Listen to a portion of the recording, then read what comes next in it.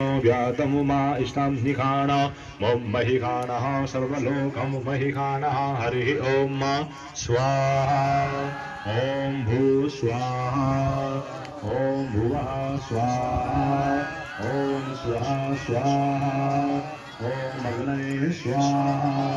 ओम अग्निशुश्रुतये स्वाहा ओम श्रीमन्महागणाधिपतये स्वाहा ओम लक्ष्मी नारायणाभ्यां स्वाहा ओम उमा महेश्वराभ्यां स्वाहा ओम वाणिहिरण्यगर्भाभ्यां स्वाहा ओम शचि पुरंदराभ्यां स्वाहा ओम माता पिता चरणकमलेभ्यो स्वाहा